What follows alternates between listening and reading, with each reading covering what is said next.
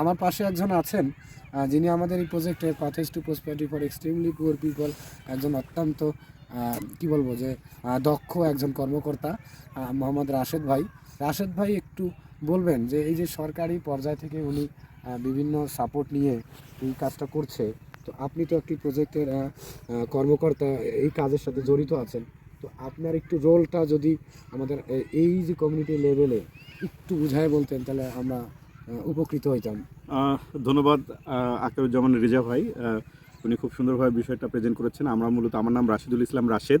আমি মূলত এই pathways to prosperity for extremely poor people এই প্রজেক্টে কমিউনিটি মোবিলাইজেশনে কাজ করি এবং কমিউনিটি মোবিলাইজেশনের মাধ্যমে মূলত আমরা আমাদের যারা সদস্য আছেন, প্রান্তিক পর্যায়ে যারা সদস্য আছেন, তাদেরকে আমরা বিভিন্ন সরকারি বেসরকারি যে সেক্টরগুলো আছে সেই সেক্টরগুলোর সাথে পরিচয় করে দিই, লিঙ্কেজ করে দিই এবং সরকারি যেমন কৃষি সম্প্রসারণ অধিদপ্তর, উপজেলা কৃষি অফিস, প্রাণী সম্পদ অফিস সহ যুব উন্নয়ন অধিদপ্তর, মহিলা বিষয়ক অধিদপ্তর, যে সরকারি অফিসগুলো আছে সেই অফিসগুলোর সাথে আমাদের যারা সদস্য আছেন তাদেরকে আমরা লিঙ্কেজ করে দিই, যোগাযোগ করে দিই। যোগাযোগের মাধ্যমে তারা যাতে সংশ্লিষ্ট অধিদপ্তরগুলোতে যে সুযোগ সুবিধাগুলো আছে সেই সুযোগ সুবিধাগুলো যাতে তারা সহজে পেতে পারে, অর্থাৎ ইজিলি যাতে অ্যাক্সেস করতে পারে সেই সুযোগ সুবিধাগুলোতে, তার জন্য মূলত আমরা কাজ করি।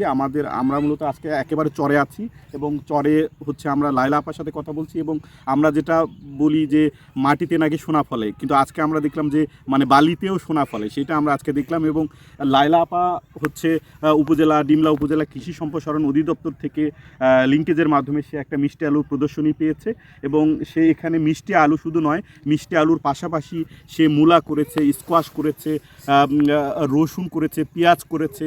যে চর এতদিন মানে পরিত্যক্ত অবস্থায় ছিল সেই চরকে উপজেলা কৃষি অফিসের সহযোগিতায়, সার্পের সহযোগিতায় কাজে লাগিয়ে সেই চর থেকে এই বালি থেকে সোনা ফলাচ্ছে।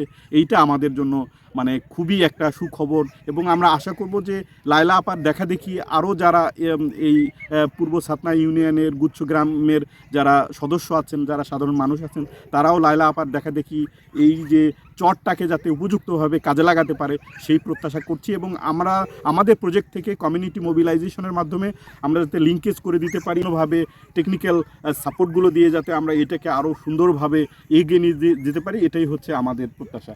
ধন্যবাদ রেজা ভাইকে আমাকে কথা বলার সুযোগ করে দেওয়ার জন্য। ধন্যবাদ আর রাশেদ ভাইকে, অত্যন্ত গুরুত্বপূর্ণ কিছু তথ্য আপনাদের সামনে পরিবেশন করলো।